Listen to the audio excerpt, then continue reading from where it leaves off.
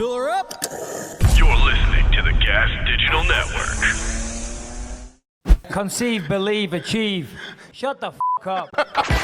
You're listening to Believe You Me with Michael the Count Bisping. You know my name yet? And Anthony Lionheart Smith. Welcome to the show, everyone. Me and Anthony just comparing scars and war stories right before we started. I'm still in England. You're still in, where are you? Floribama? I'm in Floribama, right here on the Florida-Alabama line. So you sent that text in the group and said, hey, I'm getting set up. I'll see you guys shortly. And I'm driving to breakfast. We woke up at like 8 a.m. It's like real rainy and cloudy and thunderstorms here. So we're like, well, let's just go out to eat breakfast. Well, obviously we can't go to the beach like we were going to. And I'm like, oh yeah, we got plenty of time. So we get up, get moving. It's like 9:15 when we leave here. Like, yeah, we got time to sit down, eat breakfast. I'll come back here. They can go on, go around the city and do whatever they're going to do. And then you text, it was like 9:40, like pulling into the breakfast place. And you text and said, speak to you guys shortly. And I was like, an hour and 20 minutes doesn't seem shortly. So I called Brian. I was like, we're going at 11 Eastern time, right? And he's like, yeah. I was like, what time is it in New York? And he said, it's 10:40. Yeah. And I looked at the clock. I'm still in Central time. Well, I thought we were on East Coast. I thought we were on East Coast time out here. So I thought it was 9:40 or whatever East Coast time. It was actually 10:40. Well, I apologize to the wife and the children, and I apologize for having to skip breakfast. We had a big old. Oh, they're out eating breakfast. They're having a blast. So they swung me back by here real quick and got set up. But I just feel like an idiot because I was like sending I was sending text messages last night, like telling people thanks for saying Happy Father's Day. Yeah, like, I'm on East Coast time. Everyone else is back home, so it's an hour earlier. I was sending messages at like midnight. That's not a thing in the UK. Other fathers don't send other fathers Happy Father's Day. In the state, don't get me wrong, it's a beautiful thing. You know what I mean? Everyone's very loving. You know what I mean? I got so many messages only from Americans yesterday going, oh, Happy Father's Day, Michael. Happy Father's Day. Have a great one with your family. Not an English person sent me one. Do you know what I mean? Because I'm not their father. It's very nice. Very nice. What did you do? How did you spend your day? We traveled all day. We flew here. Traveled, and then once we got here, we got all set up and hung out on the beach, went out to a nice dinner on the water, and then my wife surprised me with a fishing expedition thing tomorrow. No, so it's like just the six of us are going out fishing, going to try to catch some grouper, so that'd be fun. Beautiful. Yeah. Well, sounds good. Keep me posted or take some pictures as well. Show us on Thursday, please. What did I do? Nothing. We just had a nice breakfast at home, in this house that we're staying in. Cooked a nice English fry up. Lucas baked some pancakes, delicious. And then there's a place called Pendle Hill here. So we walked up there, got caught in a lightning storm, thunderstorm, absolutely pissed it down. And I'll be honest, Rebecca was like, why didn't you check the weather? I did check the weather. And I knew it was going to rain, but I just wanted everyone to get out and get an activity. I'm like, we'll be fine. It's a bit of water. It's a bit of rain. Callum's girlfriend, when it started lightning and thunder, she's like the nicest, most polite person ever. But she's like, Jesus Christ, we need to leave. I'm like, it's fine. We're not going to get struck by lightning. Okay. She's like, but we're at the highest place in the entire region. I'm like, yeah, that's a fair point, actually. Yeah, maybe okay. Whatever. Maybe we need to get down. But before all of that, I did watch the fights at the weekend. And of course, Arman Tsarukyan was in action. Arman Tsarukyan will be joining us very, very shortly, talking about his big win over Joaquim Silva. But before we get into anything else, all the news, speak to Arman and do some nonsense and talk about our lives and answer your questions when you send them into BYMPod@gmail.com. Let's talk about that main event. I mean, Jared Canoneer, man. Jared Canoneer is good. Marvin Vittori is just tough as hell. The beating, and this is it's a two-pronged thing, what I'm going to say, because it's almost like to talk about how tough Marvin is takes away from how good Jared is, right? Jared was amazing, but Marvin doesn't want to be known as just a tough guy. Nobody wants, man, you're really tough. So I'm hesitant to say that. Marvin is good. He made it competitive. He stayed in the fight. But I think that is something that does stand out about Marvin Vittori. The toughness, the punishment he can endure. To go through 5 rounds, and I know he had some success, maybe won a round or two along the way and fought his way back into it a little bit. And he started off great, landed a beautiful shot. But we know what happened. I mean, Jared Canoneer, what was it? 251 significant strides, set the middleweight record.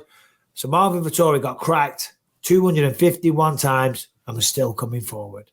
And never went down. That I agree with you. I don't want to just rave about the toughness of Marvin because that it sounds great to everyone listening, but to him, it's probably going to piss him off. Like, because that's not how he wanted that to go. But you can't not talk about it. I mean, not that he just absorbed it and just took it and was able to just stand in there. He was able to make it competitive even late in the fight after he was hurt. He was tired. He was just struggling to find his range. He just couldn't land anything clean. But he was still firing back. He never really let Jared Cannonier have an opportunity to just stand there and wing him because he was still firing back. For anyone that's never watched Jared Cannonier fight live, it's different.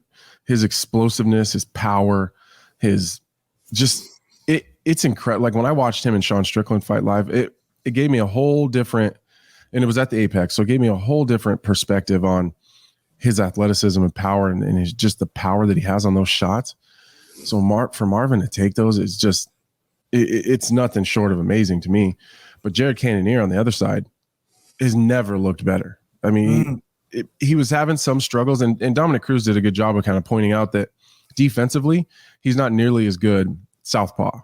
He may be offensively, he's a little bit more dangerous, and he's got some real nasty kicks and fires all his shots maybe a little bit more efficiently from southpaw, but defensively, he's not nearly as good. So, he made the good adjustments and went orthodox, and it was just a masterful performance. He never got tired. I mean, it was fourth round. I remember looking at him in the corner, mouth closed, breathing out of his nose.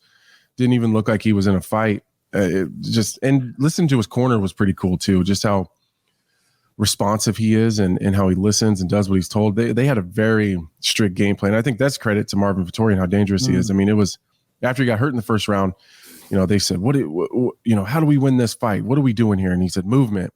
So then I watched him fight, and it was constant movement, switching stances, hitting the angles. It was amazing. It was amazing to watch him just really stick to a game plan like that.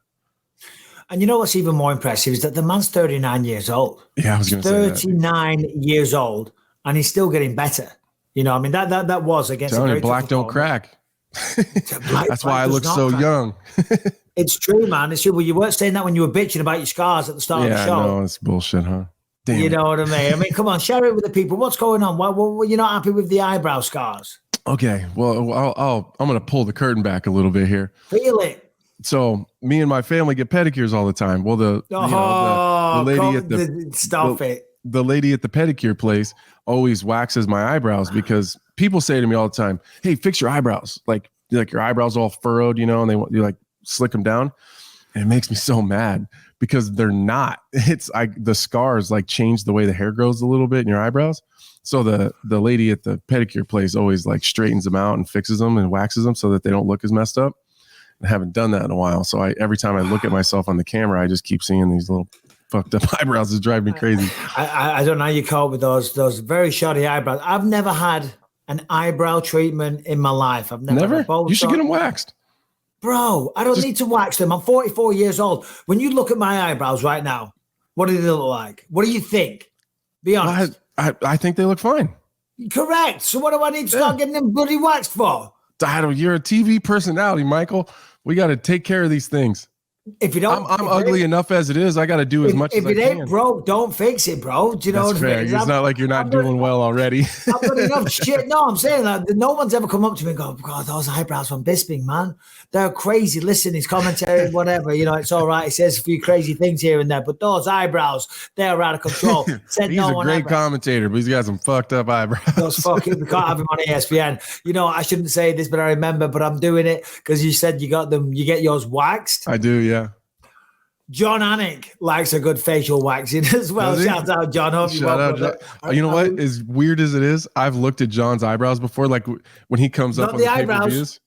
Not the eyebrows. He doesn't do his eyebrows? No way. He probably does because I'm going to tell you what he absolutely does because they're perfect. He does the inside of his nose. Does he? He does the nose hairs, yeah. Have you ever done that? I've never waxed anything in my life. I don't know if you're picking miserable. up what I'm putting there. The nose sucks. How do you, I mean, obviously you just get it on like a cotton bud or something, put it in there. No, they have these little like plastic things with like a nub on it, and you just put it in the wax, and then you stick it up your nose. You leave it for like a minute and rip it. It's pretty painful. I'm not. What about Botox? Tell the truth, because your forehead, I mean, we just said black don't crack, but all right, okay. Yeah. Do that. I have. Yes, I have, but it doesn't work. It doesn't work on me. Not according to Rebecca. According to Rebecca, it's tip top. Okay, my wife gets Botox, but I've tried it because I've got all these crazy wrinkles and scars.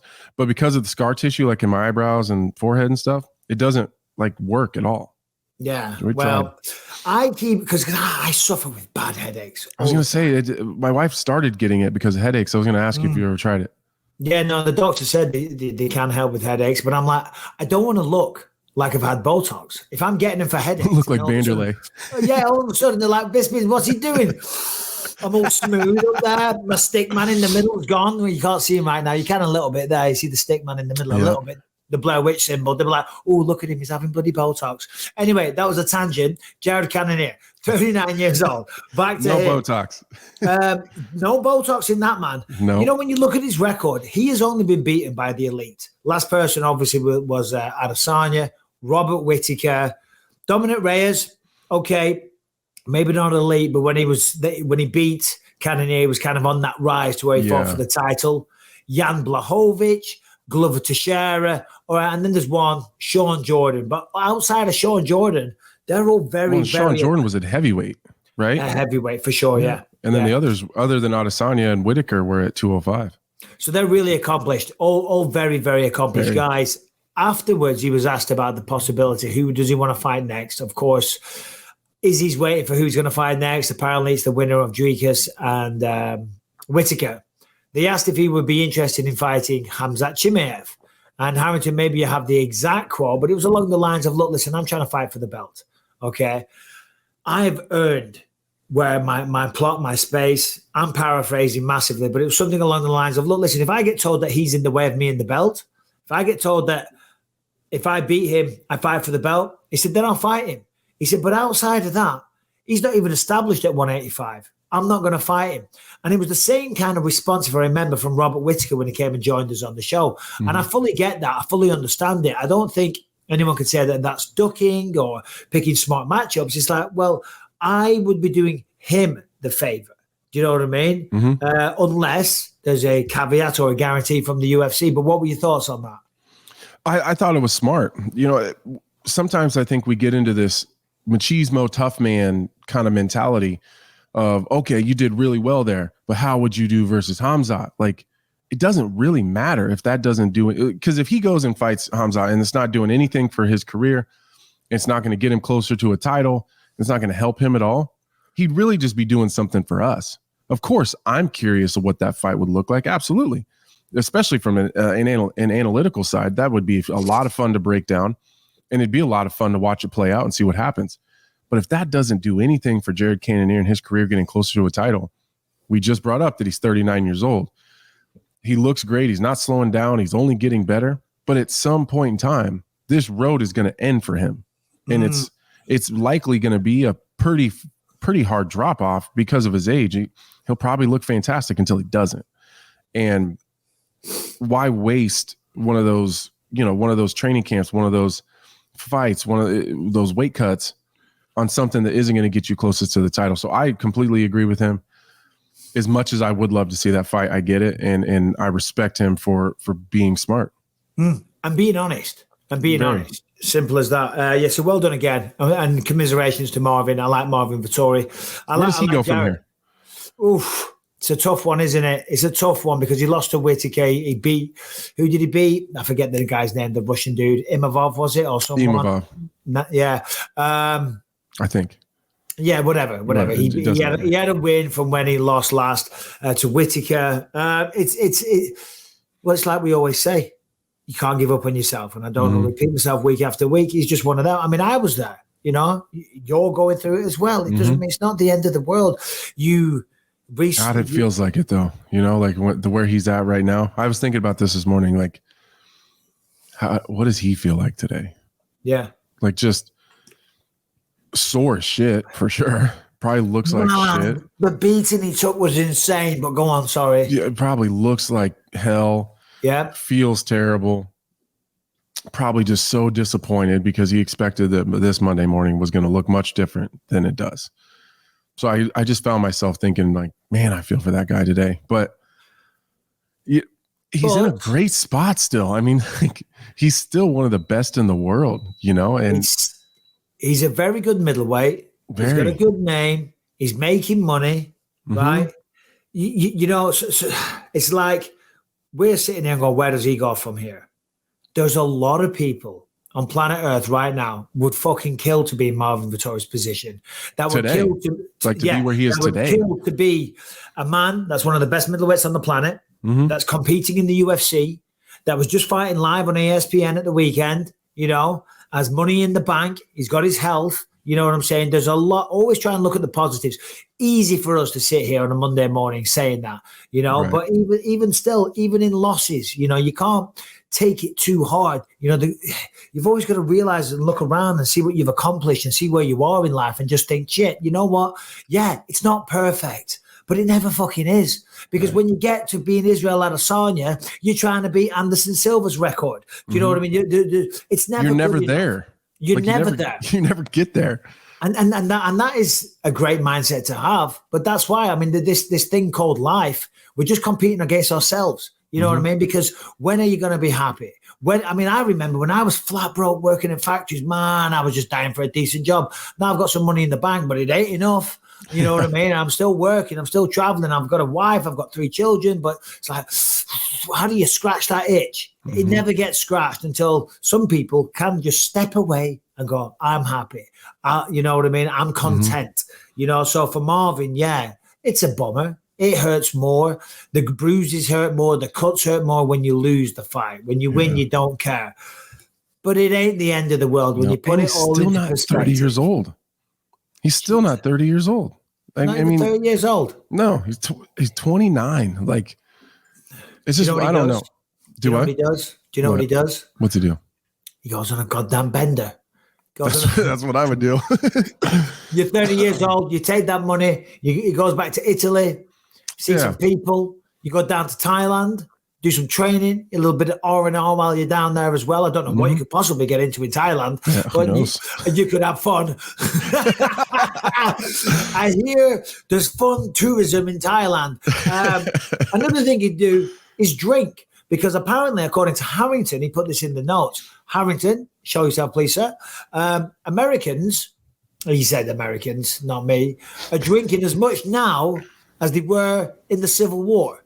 And I thought to myself, well, that doesn't sound particularly shocking. But is that a lot? I'm like, that was in the Civil War. That was 1860, something like that. Can't imagine they had a local 7-Eleven.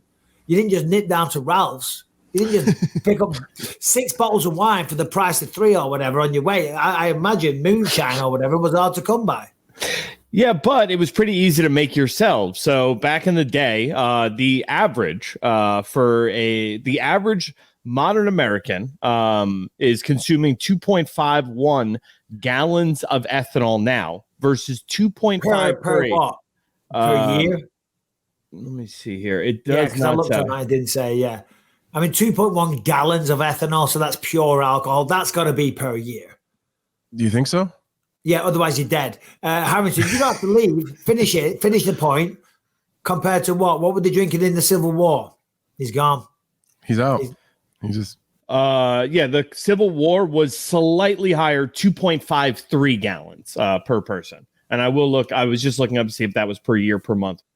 Yeah, no, you're good, buddy. It was probably per year, I would have thought. I don't know. 2.5 gallons doesn't seem like a lot in a year. Bro, but that's pure alcohol. Okay, like how much of that would go like in a bottle of vodka?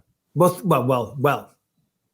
If you took a liter, only 40% of that would be in a bottle of vodka, because it's about 40% proof, right? That makes sense. So what's that?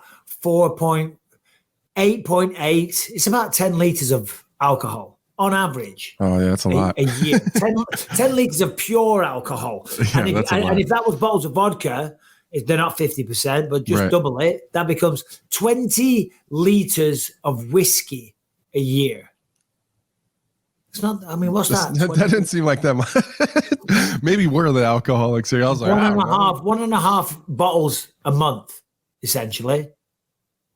Yeah, it didn't seem like a lot. It doesn't seem like a lot. But in 1860, they were drinking that amount. Well, that's average too. That's not like, that's average. So, but a lot of people just have a drink, on a weekend or something. And I don't know how to feel about those people. I like them. I'm jealous. I'm jealous. You know what I mean? Get a grip. Enjoy yourself. It must be nice not to have to drink away your problems. Live a little. What's wrong with you? Go on, Harrington. So I'm seeing here it amounts to about 535.5 standard drinks on average a year.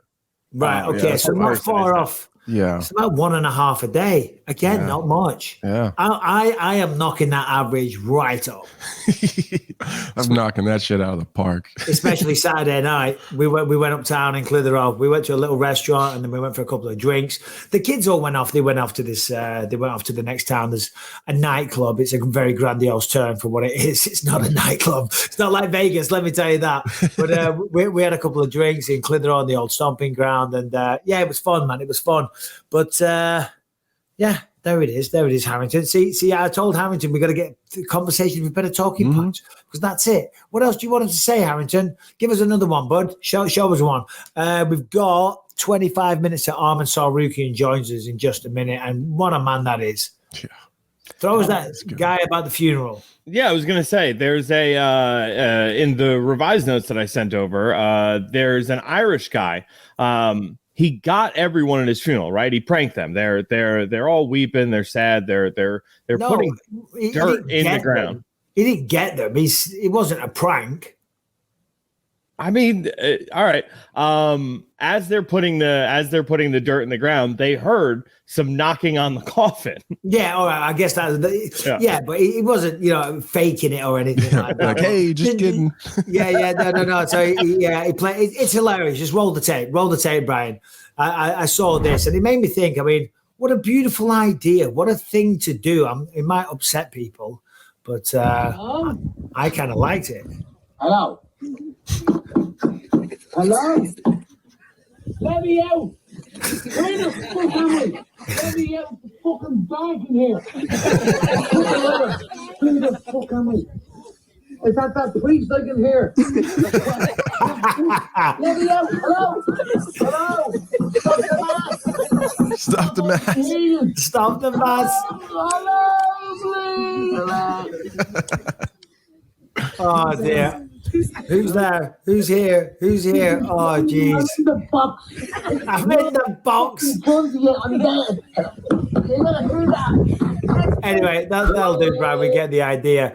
I saw that. I was laughing. I thought it was hilarious. Yeah, that's great. But, I also thought that's not a bad idea.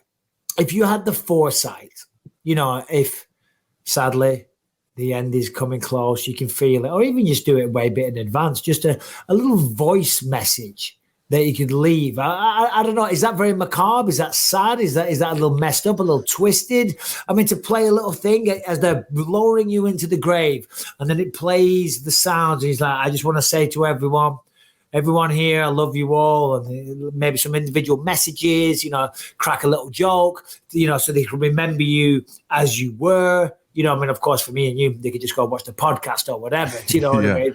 That'll be haunting us forever. But what do you think about that? Man, I thought it was awesome because I've been at a lot of funerals, and it is always this. Just I hate it. It's so sad. Everyone's upset. You don't know what to say to anybody. Especially if it's someone that's really close to you. Like my mom a year ago. You can tell like everyone wants to say something, but they don't know what to say. And I don't really give a shit, like it would have been really funny just to hear it would have maybe not funny, but uplifting and would have broken the tension a little bit to just, I don't know, hear my mom come on and say something really funny and just start cracking jokes and making fun of me like she always did. I don't know. I think it would just break up I don't like historically funerals. It's like they have to be sad. It almost feels like people are, and I kind of felt it a little bit too. Like I don't know. While we're burying my mom, someone said something like, I think the pastor or something said, if anyone wants to say something about, what she was to you. And I just was upset and I just cracked a joke like, oh, she's such an asshole sometimes though, and just everyone laughed. And it was like, you almost felt bad for laughing there. And I don't think it always needs to be like that. I think it's okay to just laugh and crack jokes. And I don't know, just it doesn't always have to be so fucking sad. Well, I mean, sadly, your mother she was still pretty young, wasn't she? Mm-hmm. Yeah, 60. Yeah. But the point I wanted to preface or get that out there first. A lot of the time, when somebody dies when they're an older guy or a woman, of course, mm-hmm. it's not that sad. It's like we said recently about Tina Turner. How old was she? She was old as hell, right? Yeah. And it's like, well, you don't live forever. Mm-hmm. And whilst funerals, of course, and I haven't been to many funerals, so I'm sitting there speaking. I mean, you know more about funerals than I do, and I'm very blessed to say that.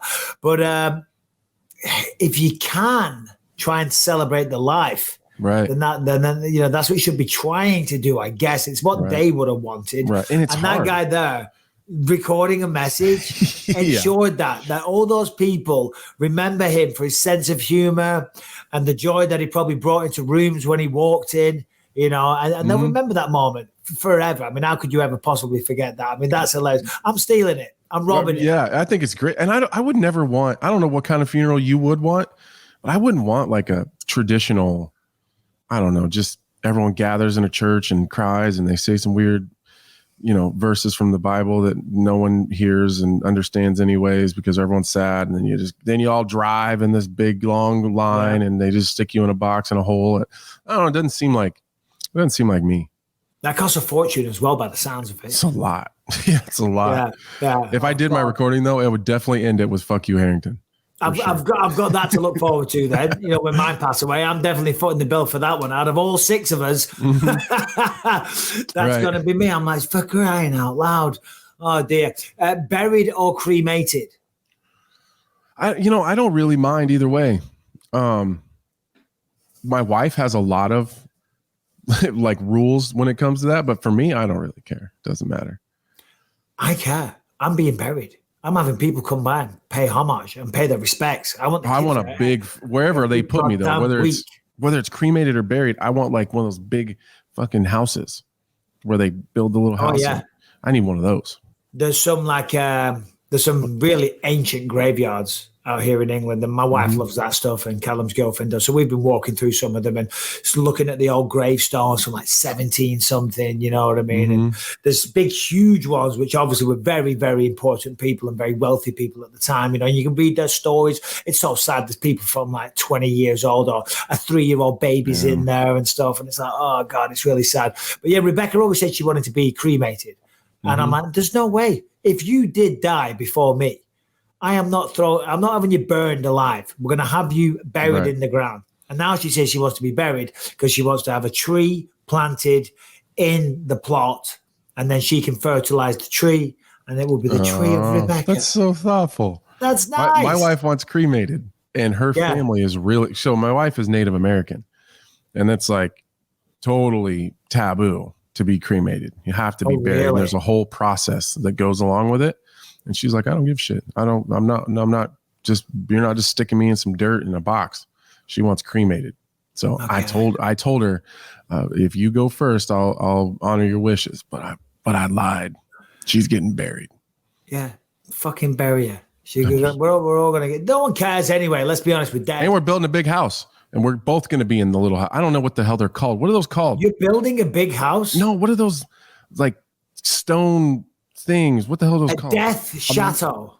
A mausoleum. A mausoleum. There we That's go. Right. There we go. I'm getting a big ass mausoleum, and she's not leaving me in that damn mausoleum all by myself. So no, that's right. Well, let's talk about Manscaped. If you want to get involved with Manscaped, you want to try their amazing products, then go to manscaped.com and use the code Bisping20 for 20% off and free shipping. Now, the Manscaped Performance Package, this is, if you're a male and you look after yourself and you groom, you really should, then this has got everything you need. You got the lawnmower, the weed whacker, the crop preserver, ball deodorant, the crop reviver toner, the boxer briefs, a bag to put it all in, the shear 2.0 kit for your nails.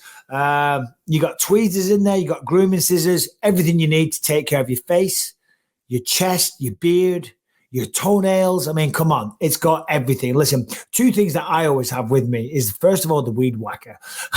I think as I'm getting older, the nostril hairs, they're flaring. I'm telling you, the weed whacker's perfect. It takes a little battery. I've had the same one in it ever since I got it, and it's still going strong. Just quick 30 seconds, boom, no more nose hair looking unsightly when I'm commentating or interviewing people inside the octagon. That would be embarrassing. And then, of course, their first ever product, which was the lawnmower. Of course, now they're on the 4.0. The lawnmower is brilliant. It really is. It's for grooming your sensitive area, your Franken two beans, your crown jewels, your meat and veg, whatever you want to call it. Trimming it, cutting it, styling it if you want to style it, but without cutting yourself. It's got advanced skin safe technology. It's waterproof. You can take it in the shower. It's got a light on it. The light lasts forever. So it's very, very good. That's why they're on the 4th iteration. Manscaped products, the quality really is second to none. And the Performance Package 4.0, as I said before, has everything you could possibly need. So be sure to check them out. Go to manscaped.com. Start your grooming regime properly. If you haven't started, time to start. If you already do, time to upgrade. Okay, the Manscaped 4.0, Performance Package 4.0 with the lawnmower trimmer and everything else that I said before. One more time, go to manscaped.com. Use the code Bisping20. You're going to get 20% off plus free shipping, so it's going to save you a few quid. Manscaped.com. Bisping20.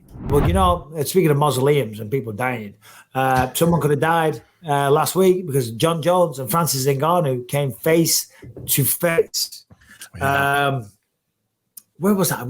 It was at like some MMA show. I don't think it was the PFL, was it? It was the PFL. It was the PFL. Yeah. And they were talking back and forth, and it was a very polite conversation, but there was, it was very passive aggressive. It was weird. There were multiple handshakes. They were tapping each other on the stomach and the arms and stuff. And then, what's his name? John Jones was like, "Yeah, you ran away." I'm again paraphrasing. And Francis was like, "Well, yeah, but you disappeared for 3 years. You could have fought me then." And Jones is like, "Well, I was trying to put the size on."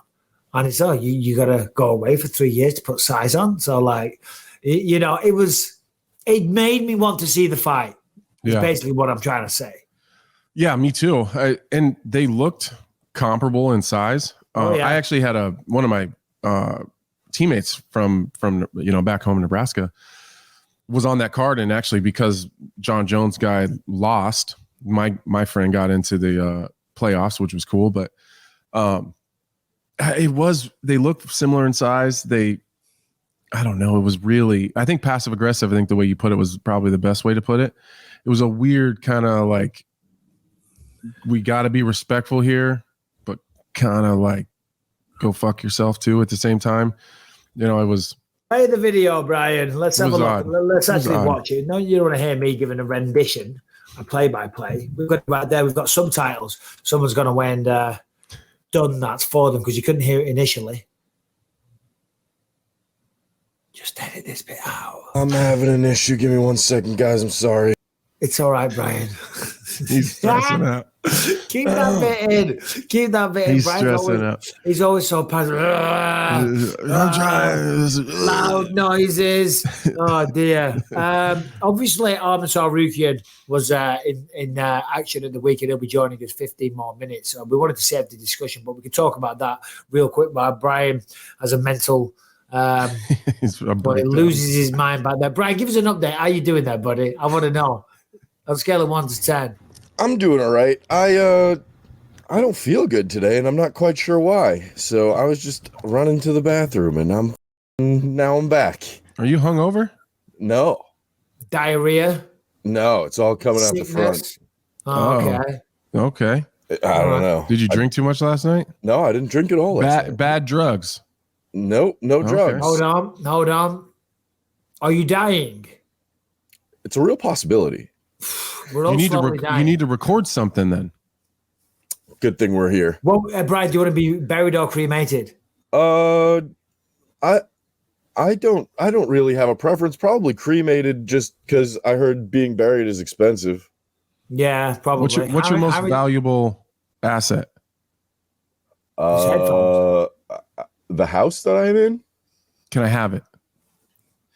No. Who's going to be on your will, Anthony? Let's just say things go well, right? You become the champion of the world. You defend the belt multiple times. You know, you retire with a fucking nice little nest egg. Obviously, and the wife, sadly, she went before you, okay? The kids are dead as well. They all died in a mass car accident. kids all died in a mass car accident. Because obviously you're going to say your wife and kids. But outside the wife and kids, where would your life savings and nest egg go? My instincts say like just one of my best friends, but that's not very fun either. But if I was just the last one left. Yeah. Last one. What would you do? Man, I would blow it on something real stupid. Like I don't know, throw this huge, ridiculous party. Probably.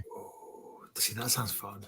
I would say charity, but like, a lot of that stuff seems like it's just a drop in the bucket and they don't care anyways. But it is a drop in the bucket, and a lot of them are just scams. Sadly. It is. Yeah. It is a shame because it always makes me hesitant to give to them. I mean, we do subscribe to a couple of charities. I forget what they are now. Rebecca does it every month. A little bit comes out. Mm-hmm. But a lot of them are just scams. You know, the non-profit organizations. As soon as I see non-profit, I say, okay, you're not technically making a profit, but the salaries are through the goddamn roof. Right. You know, I know they got to keep doing every year is like upping those salaries. So we don't make profit, but the people at the top are making a very, very handsome living, you know? Yeah. Anyway. It drives me crazy. Brian, do we have the video, sir?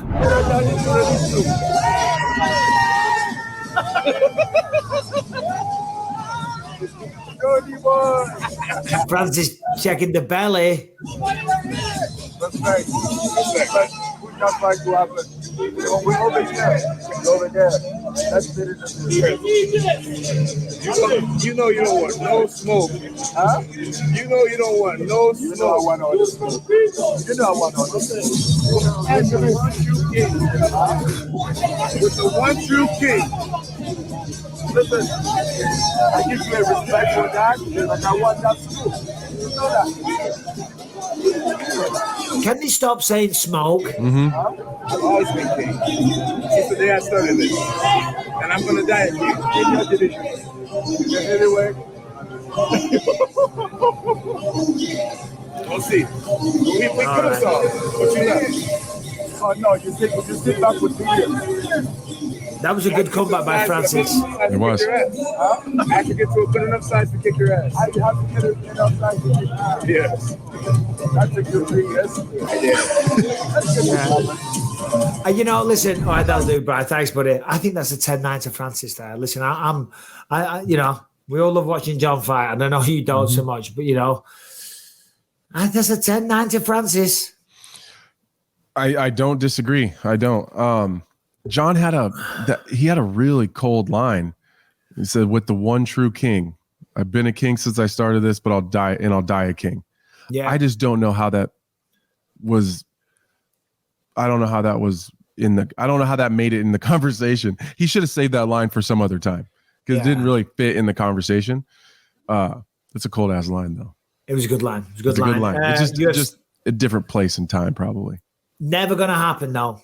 We're never going to see that fight ever. I don't think so. I mean, Dana said he'll never have him back. That doesn't necessarily mean he will never fight in the UFC. But I think with his age, with the deal that he's got at the PFL, with the opportunity to box, who knows? Maybe he continues winning fights and retires. But even if he has 2 or 3 fights, I think he'll retire anyway. You know, with plenty of money. I got a question. Go ahead. You know how a lot of the other organizations are a little open to cross promotion, and kind of those type of fights. Yep. The UFC never has been. No. And there has been. I understand business wise why they don't, but there has been times where like, oh man, if we could just make one exception, you know, and this would be one of those times.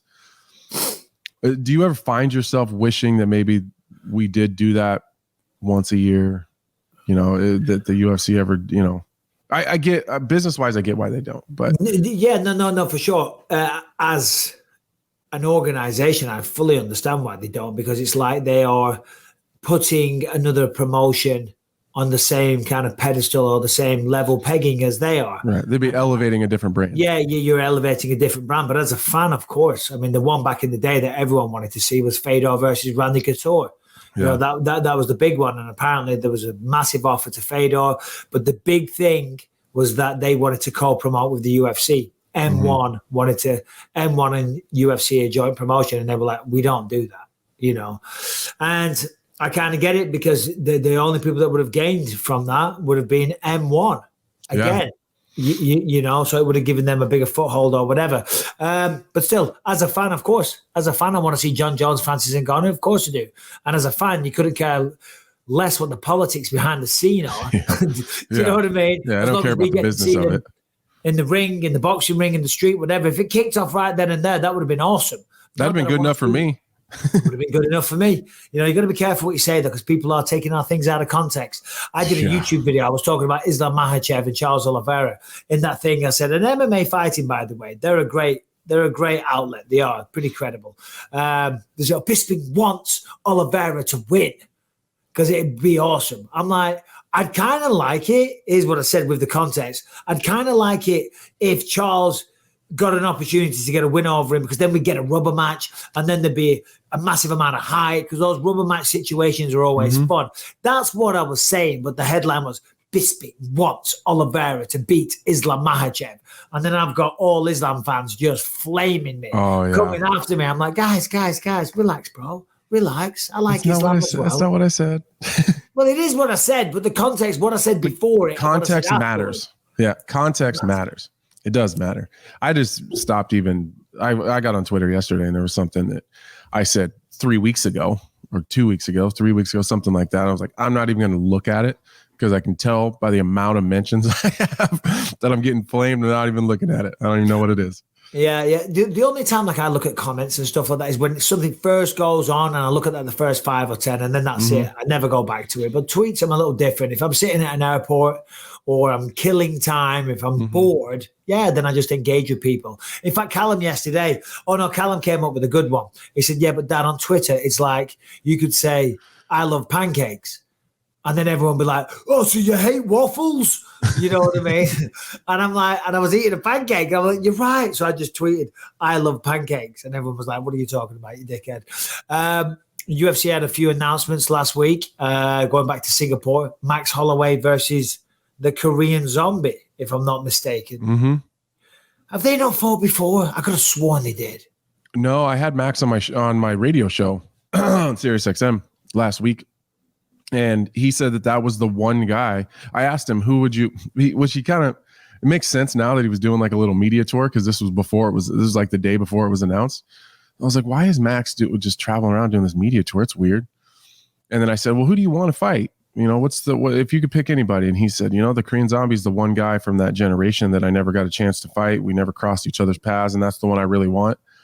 And I was like, oh yeah, I love that fight. And then the next day it's announced at their main event. Like, you asshole. Yeah, no, because I saw that he was moving up to 155. Was that just nonsense? It must have been. Yeah, it must have been. Well, it just shows, doesn't it? Because I saw that on Instagram. I also saw something else on Instagram. Marlon Vera versus Corey Sandhagen. I saw that, but then I saw another announcement. No. Marlon Vera versus Cejudo. Cejudo, yeah, I seen that too. Is that legit? I don't know. I think I haven't heard that. Seen that. That's the only time I seen it, was at one spot. So that one is rumored, but DC went on his show with Ben Askren earlier last week, and he said that it's definitely happening. So. Oh, really? Okay. Well, according to DC and Ben Askren, I mean,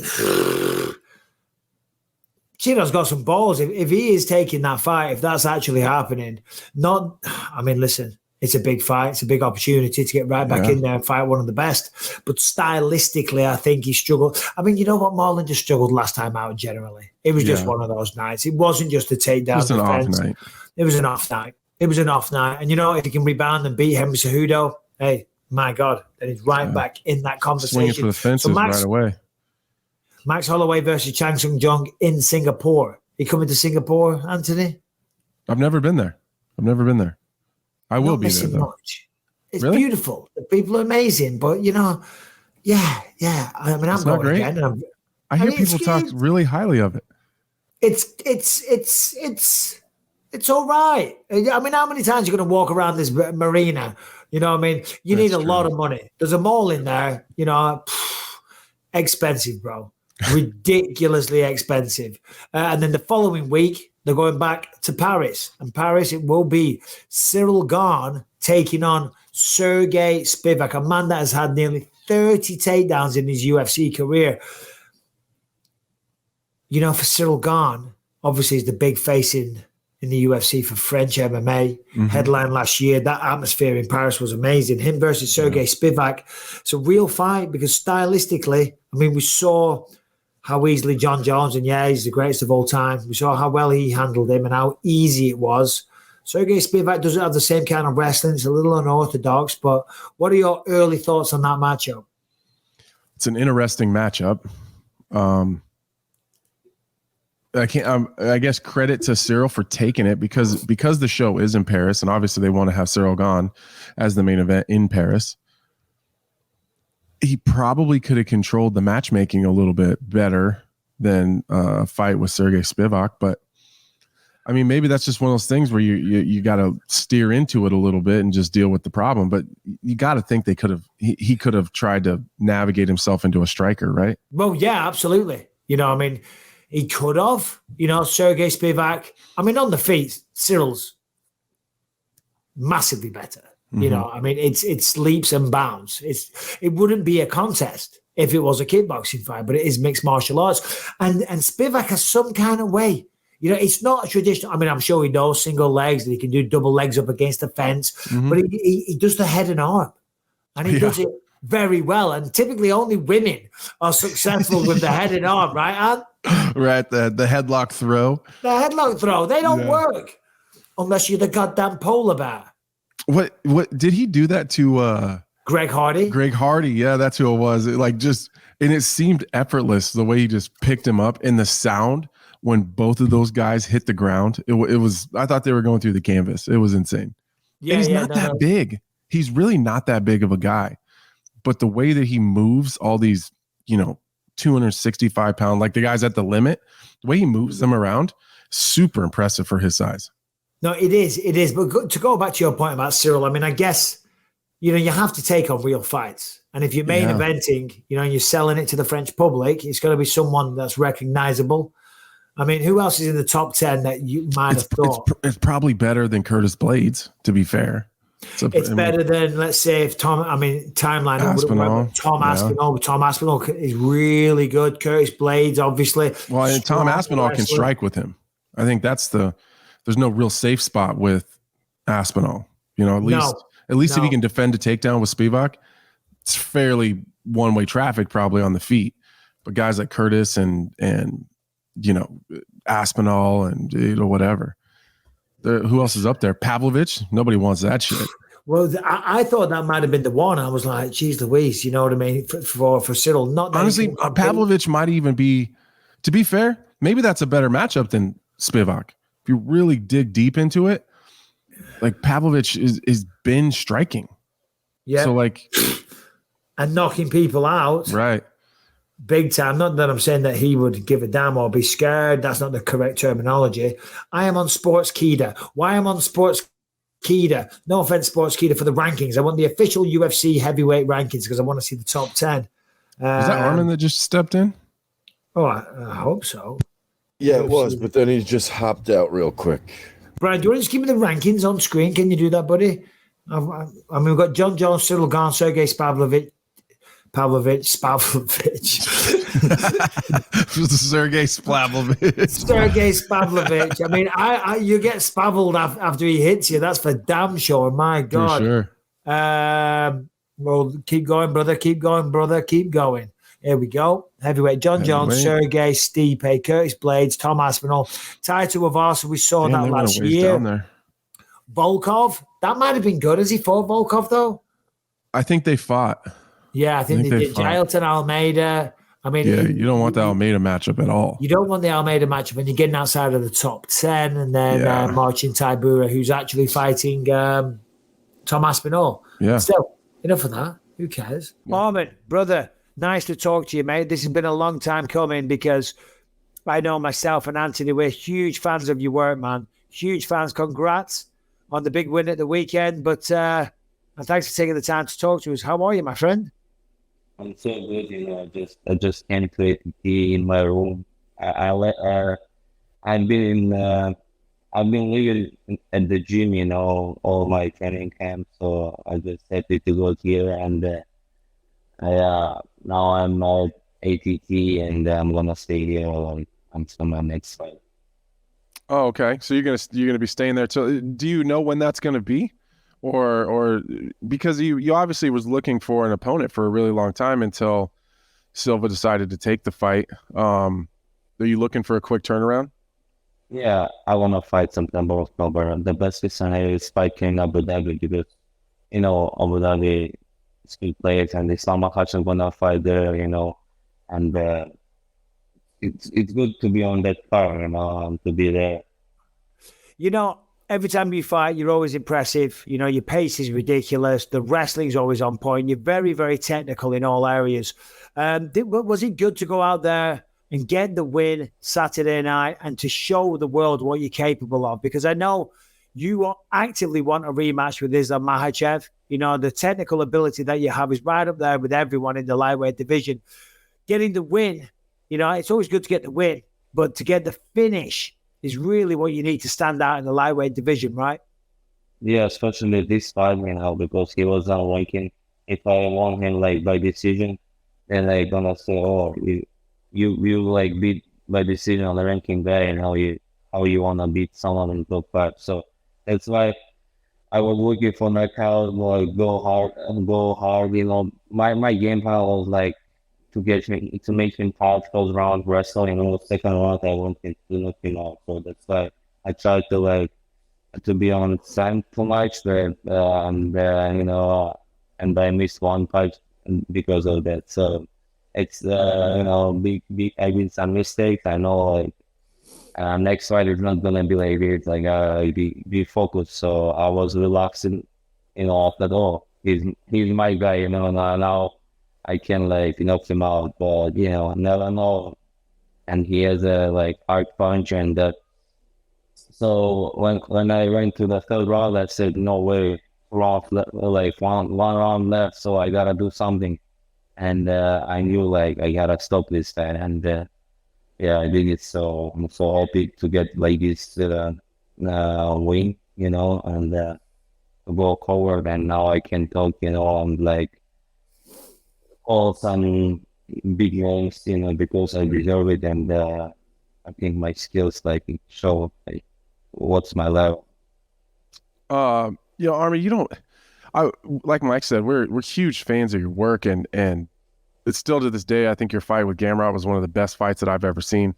We talk about it all the time, but you don't make mistakes very often, and so I think sometimes maybe the criticism is that people haven't seen you have to really grind it out and kind of fight through that adversity because you're just so good. You don't end up in those spots a lot. No one ever wants to get caught or get hit hard in a fight and get hurt, but is there any positives you can take from, taking a big shot, getting hurt, and then battling back and still able to win those positions?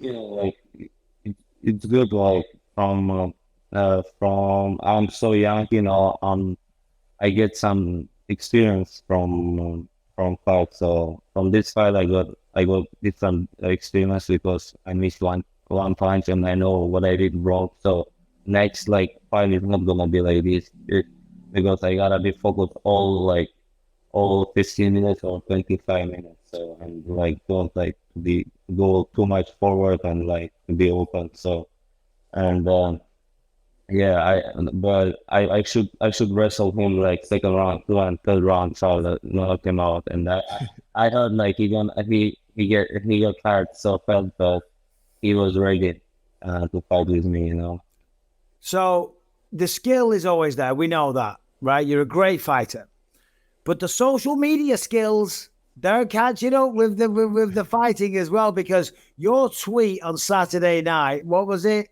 It was Michael Chandler. If you still think the fight with Conor McGregor is going ahead, then you are dumber than your fight IQ or something like that, right? One, hilarious. Two, just give me your thoughts on that whole situation. Why don't you think the fight's going ahead? Because Conor, he had fun in this year for sure. He's like relaxing, he's training, and he's not testing, like us. But yeah, if he believes he's gonna fight this year in Conor McGregor, yeah, like definitely he's a MS. So, and it makes sense to fight with him. So, I'm the youngest one, youngest fighter, and he's the older one in our division. So I want to if I was like a fan, I would like to watch like this side, because like new generation versus like old generation, Is that what this is about? Because that's not the first time that you've kind of called out Michael Chandler before. It seems like that's the guy that you've kind of always been kind of poking your finger at. Why is it just you want to use his name to continue to build yourself, or is there something else that you just like the matchup? No, I just want to get his spot, because you want his spot. Yeah, I want to get his spot because he's in top 5, and he has a lot of talent. So let's see, like if I'm gonna beat Charles Oliveira but Dariush, so it's Dariush. He's a top fighter also. But when I beat him, like it's not gonna be too much hard, like when I'm gonna beat Charles when I'm gonna beat Chandler, like it's gonna be completely different, like and he used to be Bellator champion, he's in top 5 in the UFC, he's like the most excited fighter, and I know like how to beat him. Just I would like to fight with him because stylistically it's good for me, sure.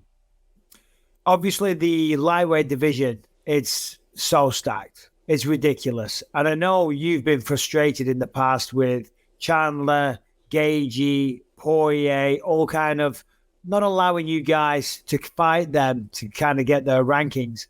We just saw Charles Oliveira be so impressive against Beneil Dariush. Do you think Charles is the rightful guy to fight for the belt next? Yeah, definitely. He's the guy who got to fight because he's contender number 1. He's and he beat Dariush. He was contender number 1 also. So that fight makes sense. So I didn't see who can fight with this one because in October it's pretty soon, nobody available. Yeah, they can like shoot me, but it would be good, but Charles Oliveira deserves it, Yeah. How do you feel about, because you've seen Islam come out and talk about the BMF title with Dustin Poirier and Justin Gaethje, and is that something that you would want to fight for? Or I just don't know how everyone else in the division feels about kind of those guys fighting for the new BMF title. How does that, like, what'd you think when you seen that announced? I was excited because it was in my division, So in my division now we have 2 belts, so I can beat like someone Haucher, I can beat like someone who gonna get that belt, and it's good for me, and I have like opportunity to be like a double champion in like a division. Yeah. So and for me, like doesn't matter, guys, like to fight. Like everybody else, like I take every fight and just like give me someone from the top and whatever, like who's gonna be. I just know like I'm the best guy here. Arman, what is your situation in life? Where do you live? Where do you call? I know you're from Armenia. Do you still live in Armenia? Do you have a girlfriend, children, anything like that? Just remind me of those details, please. I was born in Georgia, but I'm Armenian completely, so I speak Armenian. Yeah. And we moved to Russia when I was 2 years old. So I raised in Russia, and so I speak Russian very well. And yeah, my Well, yeah, yeah. it comes in handy when you live in Russia. So yeah, and my old parents live in Russia, but now I have a wife. I have 2 daughters. So, Oh, nice. yeah, and they just landed here a few days ago in Miami, so I'm gonna stay with them here. Oh, And, beautiful. yeah. Now I wanna do my green card and get green card, so to be close to UFC, don't Yep. don't have a big job, big different time, because when you come from Russia, you gotta rest 1 week, get used to for this time, and yeah, it's a little bit difficult. When you're here, maybe they can call a few 4 or 5 weeks, maybe someone can get hurt, get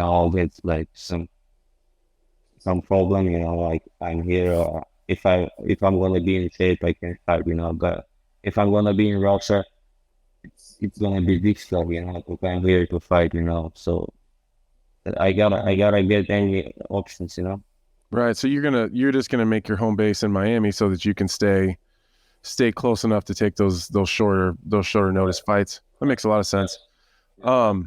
Just big fights, Right. yeah, it's The ones that matter, top 5 guys like that. Yeah. If it's not Chandler, if he doesn't, because honestly, if I'm Michael Chandler, there's no way I'm signing a bout agreement with your name on it. It's just not happening. So, and that's unfortunate, because I think that's probably what a lot of those guys are thinking, that it's just a really, really hard fight. What do you do if he doesn't fight? Or say Conor and Chandler do fight, they match it up, they figure it out somehow. Then what does that leave you with? Do you look at maybe a Dariush or kind of, what does that make your path look like? Dariush is good option. Mm-hmm. He's number 4. He's a good fighter, and yeah, would be good fight for me also. So I would love to see that fight. yeah, third name it's Chandler, and then Dariush, and then Jamahal, PG. Yep. Love that. What do you do outside of fighting? I mean, you're a very serious man. We've got you to smile a few times. Come on. Oh, there's another one. There it is. Let's go, baby. Let's go. Listen, Smile. Yeah. Like I said, when you go to the octagon, not do Russian style. No smile. Yeah, no smile. No smile. Brother, No emotion. Yeah. no emotion. But right now, you're not fighting in UFC. Right now, we talk shit. Right now, we have fun. We have laugh. We make you a big star. Okay? Thank you so much. No, I'm joking. Tell us something about yourself, your personal life growing up, because we see you. I've never spoken to you at length. I see you around the Apex. I know you're a fancy dresser. You dress real nice, man. Always got some nice clothes on. You're an amazing fighter inside the octagon. But tell us a little bit more about yourself. So I'm very activity guy. I do a lot of different things. I can sit at home. So I drive UTV, ATV, snowmobile, snowboarding, and surfing. I don't know, all different things. I play tennis, and for example, when I'm at home in Russia, my parents never can see me. I'm always on the mountains or whatever, different place, but not in the city. So I like nature a lot, fishing, hunting. Every weekend I go in different place, and But the most exciting thing for me, it's snowmobile. It's Snowmobiles. Yeah, I can tell what emotion I have when I drive it, when I ride it. Mike, I don't know how this hasn't happened before, but I think me and Arman are meant to be friends. Yes. I think we're meant to hang out. Me and my family. Yeah. You ride UTVs in Russia? Yeah, I do everything in Russia. I just came in the US, but I trained just in the US. now I gotta figure out what can I do here. I just play tennis here, and so where I rent a house, it's like golf community. Maybe I'm gonna play golf, but I think it's not my game. It's so boring for me. But I'll try. We'll see. I thought golf was pretty boring too, but it's really hard. So it really pisses me. It's really hard. But I ride razors and side by sides and 4-wheelers, and I'm telling you, we're gonna have to get together and go do some riding. We're gonna have to do that.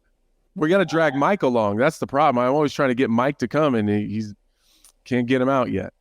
I'm a busy man, Arman. I'm a busy man. Are you in England? Yeah. No, I'm in England right now, seeing some family. Yeah. How long are you gonna be in Miami for? Probably six months. Oh, nice. Oh, nice. Are you gonna go to the fights in Jacksonville? No. No. I want to go in international fight week in July. Right? Yeah. Okay. All right. Well, maybe we'll see you there. So, well, listen, keep doing what you're doing, Arman. When you make your next booking, we'll get you back on. Honestly, we talk about you on here all the time. We love what you do. I love your style of fighting. You're so technical. The pace is ridiculous. You're very well-rounded, and you are a future contender for sure, man. So thanks for taking the time today, and congrats again on a beautiful performance at the weekend. Thank you so much. I appreciate it, and I'll see you soon, guys. Yeah, You're the man. See you, man. Thank you. I'm glad you said that. Thanks, Arman. Take care, brother. All the best. See ya. Best. Take care. I'm glad you said that. It's like you two. He's the Russian Anthony Smith with the beard. Dude, kind of. Like when he was like, oh, just, UTVs, ATVs. I was like, I got a friend. I hate people. He's like, you just got to do it, Mike. You just got to do it. What do you mean? I don't drive ATVs and Why razors. can't you go buy one? I could go buy one. I don't have time to ride it. Yes, you do. You got weekends that you don't work. And there's lots of places in California. You get a razor and a trailer, and then you just take it out there and go ride. I very rarely have a weekend that I don't work. I'm here for 3 weeks. I'm on my last week. I'm kind of looking forward to getting back, to be honest. It's been pissing it down all day today. I'm going to get back straight back to work. I'll be in Singapore. I'll be in Paris. I'll be in London. Ooh, I'll be in Singapore. You're going to be in Singapore? I'm going to be in Singapore. Yes. Let's do it. Live BYM from Singapore. Oh, we're doing a live BYM Singapore. We're not doing it a live BYM, but we're going to be in person. We're going to be in person. We're going to do it together. Oh God, it's going to be mental, boys and girls. All right, guys, let's talk about HTLT supplements. Look, listen, if you're a serious athlete, then, you need the best products. But even if you're not a serious athlete, you don't just need supplements. You need supplements for every day of your life. If you're a couch potato, if you just do a little bit of working out, whatever it is, to maximize your benefit from working out, to feel better, to recover, to make sure you work hard. They have products for everything, whether it's just a multivitamin, the protein powder, which tastes delicious, or the pre-workout. I mean, that stuff's fantastic. It feels, a 2-hour workout feels like half an hour. You don't get all jittery. Okay, you don't start feeling weird and your scalp starts tingling like some of them make you do. Makes you feel great, makes you work out like a madman, and you got a smile on your face the whole time. All their products are scientifically backed in over a dozen human trials, which show clear benefits to improve sleep, mood, energy performance, well-being, and weight loss.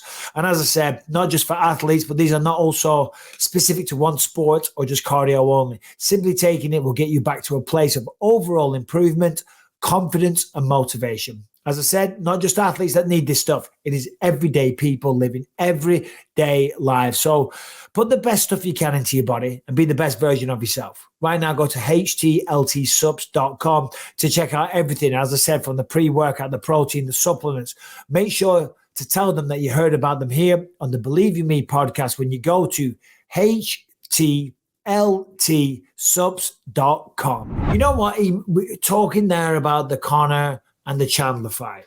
Mm-hmm. I feel like we kind of have to revisit that big story that happened last week. I totally agree. Because I was choosing my words very carefully. Because you have to, because it's a very, very delicate matter. And it's still a delicate matter. But I feel kind of confident now going out on a limb and saying that story is absolute bullshit. Yeah, I mean, I don't know how you can't look at all the stuff that's come out. I mean, she said that Conor his security, the Heat security, and like NBA security separated her from her friend, and they went into the bathroom. That's not true because they walked in together. They walked in together, hand in hand. And then they were holding hands. I mean, you seen the video? It helps him by saying that. Yeah. And then another video that I just seen yesterday of them hanging out, having drinks after the alleged event. Like, come on. Like, this is what I don't understand. And this, I don't even give a fuck if I get flamed for this. Why are women not upset at women that do this? Because what it does is it ends up screwing the girls and women that when something actually happens to them and they need someone to be in their corner and be their fiduciary and be on their side. It makes it gives this illusion like, oh, okay, we got to step back. I wish we could just believe every time that happens and say, you know what? That was a very serious allegation. We need to take that serious until you give me a reason not to. This kind of stuff is what those girls that really need people to be on their side and stick by them right away. It screws them. And it's absolute bullshit to accuse someone of something so terrible when there's people out there that are having terrible, terrible things happen to them, and then having to convince people that it's true because of women like this that just throw it out there just to get some fucking money. It really pisses me off. You said it perfectly because you're absolutely right. And it's women like that. And again, we still haven't had the case fully investigated and closed. Right. Okay. But you said the footage of them talking afterwards. They said apparently it was like an hour afterwards. I'm sure with the data, the metadata on the phone, they can see you can see when that was recorded, and it's pretty easy to prove. And if that is true, then that's it. If they're hanging out and talking afterwards, after apparently he did what he was alleged to have done, that just doesn't stack up. And it's not what she said initially either. So the whole thing right now looks like it's absolute bullshit. Right. And as you say, there is terrible crimes happen to women every day. And it's because of women like her going out there and making these kind of allegations that they aren't taken seriously, that people don't automatically believe, sadly. Yeah, it's. I mean, she should definitely face if what we're saying is correct. Right. And I'll still be honest, we might be wrong, but I don't think we are. I feel pretty confident in my stance right now. Yeah. If she is lying, she needs to face serious criminal charges. Right, and not even so much for Conor. And this is less about Conor, more about the situation, because Conor is a damn near billionaire with plenty of lawyers and resources that he can chase this down and say, look, all of this isn't true. What if that's just a regular ass guy? Just some regular dude that isn't a billionaire, that didn't have multiple security around him that could testify for him and multiple people around him and cameras on him all the time. Like, that person is just taking a video of Conor. Like, just because it's who he is. If he wasn't fucking rich and famous, no one probably would have been filming him in a club. No, for sure. Having a conversation with the girl to prove that everything was fine after the alleged event. And no one would have filmed him hand in hand, taking her out to the bathroom. Like, if that's a regular guy, you got nothing. You're fucked. Exactly. It's your word against theirs. Right. Sadly, in this day and age, or whatever, for whatever reason, right. You kind of, we even said it. Sometimes there's no smoke without fire. Why would you say this? Why would you make this up? Well, if she sees that you're driving a nice car, maybe you got a nice watch on your hand, maybe she knows a little bit about your personal details, and that you may be, doing well in life, wealthy, rich, whatever word you want to use, she may have that opinion and think, I'm going to try and do something to get some of that. And it looks like that this is what's happening. But more importantly, yes, of course, for Conor and for other people, for other women as well. But for other women that are flipping victims of this kind of things, that is undermining everything. It just makes me think back to the Amber Heard case with Johnny Depp. Remember that trial? Yeah. You know what I mean? And still to this day, she's being called a victim. She wasn't a victim. A judge went out there and ruled against you in a court of law. There was a long trial. A long trial that was very looked into. And I thought Johnny Depp was incredible in that throughout that whole thing. He was hilarious. I enjoyed that. I still love the, why did you think that he was on cocaine? And she said he had a jar. I was like, Way to go, Johnny. In our house, if ever we do a glass of wine, when we do, I always say make it a mega pint, because that's what he called it, a mega pint. Why was it so large? He says, I felt it necessary. I'm like, yeah, I'm with you, brother. I'm with you. Shout out to Arman Tsarukyan for joining us. So what else have we got, Harrington? Non-MMA or MMA? What do we do? Where do we go? What do we say? So there was one other fight that got announced last week that I don't know that got spoken about, and that is Umar Nurmagomedov versus Corey Sandhagen. Umar Nurmagomedov, Corey Sandhagen, great fight. I mean, what is Nurmagomedov ranked? Because I would have thought Corey Sandhagen unranked. Yeah, unranked. But no one will fight. They've been trying to match that guy for a long time. Brian Harrison, just look up his record while we talk, because I know it's good. Damn near undefeated. Yeah, I think he is undefeated. Right. Maybe he's got one loss. I don't remember, but I wasn't sure. There's a few of them now. It's hard to keep up. Yeah, I know. But I have heard, kind of just through the grapevine. 16-0. It's crazy. But yeah, they've been having a really tough time matching this guy up. And honestly, I get why. He's pretty good. He's really good. He's a pain in the ass. It is very risky for a guy like Corey Sandhagen to fight a guy like that, though, because it's a tough matchup, really tough guy stylistically for anybody. And he's unranked. Yes, unranked. And, Corey Sandhagen's right there. Mm-hmm. He's right there. So that just shows, I mean, listen, if you're going to be smart, if you're going to have a manager, if you're going to play the game and all the rest of it, then, that's one approach. Another approach is, listen, if I'm going to be the best in the world, I feel I should be able to beat anyone, anytime, anywhere. He's certainly a man that has that later mindset, because he didn't need to take this fight. Certainly, given his position, just beating Marlon Vera, the people that he's been in there. Man, I forgot. Like, that's crazy. Beat Cheeto and then fight an unranked guy who's really good. Like, that's maybe insane. I mean, ranking wise, yeah, he's unranked. Skill wise, he's top of the food chain. Yeah, it really is.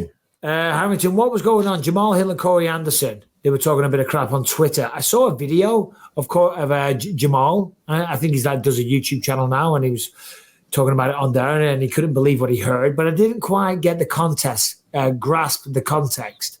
What was it, please? So Jamal Hill made a video when a few people were coming out and saying that the Bellator light heavyweight division is pound for pound better than the UFC light heavyweight division. Anthony. Yeah. But go on, carry on, Harrington. Sorry. So Jamal Hill was not happy about that. He basically broke it down. Like, there's been UFC guys who've gone to Bellator and immediately gone and gotten a title. We haven't seen that with Bellator guys coming over to the UFC. He used Michael Chandler as an example. So long story short, Corey Anderson hopped on Twitter about it. And he said, old sweet booty Jamal Hill and his feelings talk about MMA math. Didn't you get your arm snapped by Paul Craig? So that'd make him the best. Paul Craig, sorry. Craig. So that'd make him the best. I toasted the 44-year-old guy you beat to win the belt on 2 weeks' notice when he ranked number 3. Other than that, who have you beat? Nobody, all caps. Hill then jumped back on there and said, bro, you got slept by OSP, and you see what I did to him. You can't cut it at the top, and you struggling in the B League. I lost one fight in my life due to injury. You took naps. We not the same. My resume will always read champion, and at the end of the day, I will beat your ass. Period. Ooh. Anthony, your division, thoughts? Man, it's hard to go. It's hard to go like shit talk with Jamal Hill. Is he good? He's pretty good. He's pretty good at shit talking. He's quick, like he's witty, and he's I don't know. He's smooth and cool, and it makes everything sound cool.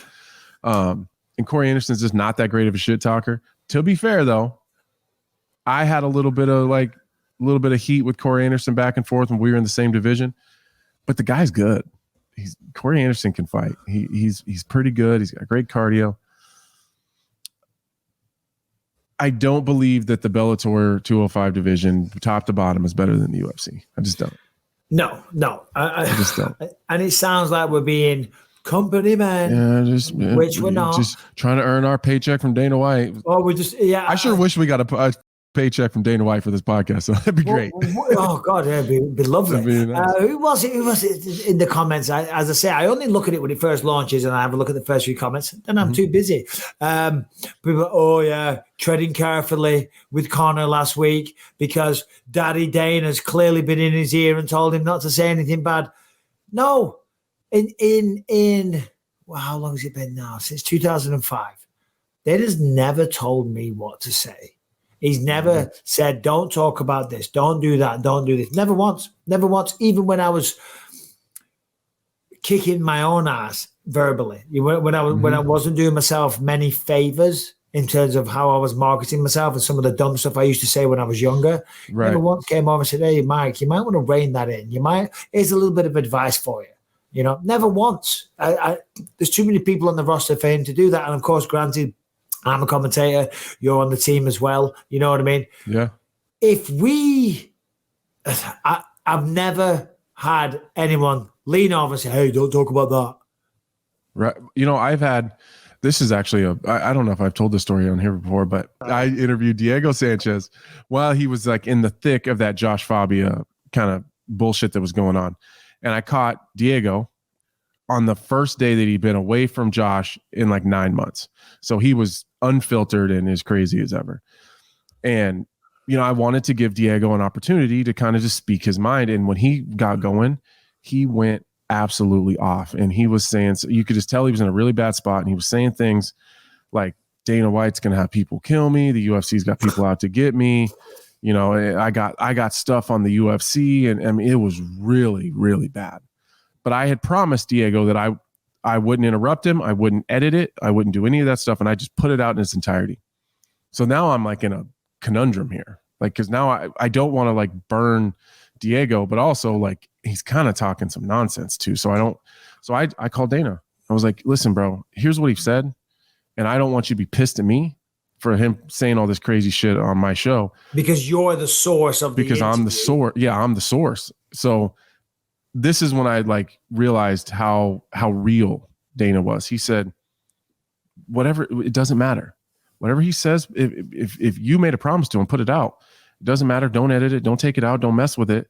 Like, people can say what they want to say. This is your platform. This has nothing to do with the UFC. You do what you want.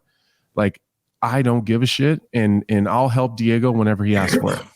Like, he didn't care about anything he said. He didn't want to change the narrative. It was, he's as real as it comes. He was like, he wanted to help him. It was, the conversation more turned towards, how can I help Diego when it's time for him to get away from this Josh Fabia thing? And that was one of the coolest things to me. He's like, when Diego finally loses everything and Joshua Fabia takes everything from him, I'll still be here for him when he needs it. All he has to do is call me.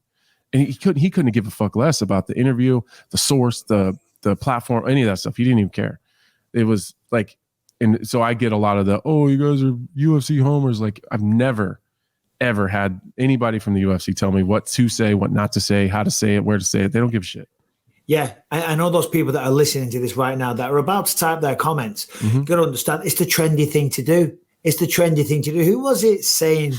Someone was talking about this recently, you know. Who was it? It was a fighter. MMA fans are weird. They're with you for so long. They're with you when you're on the come up, but when you get to a certain That was point. me.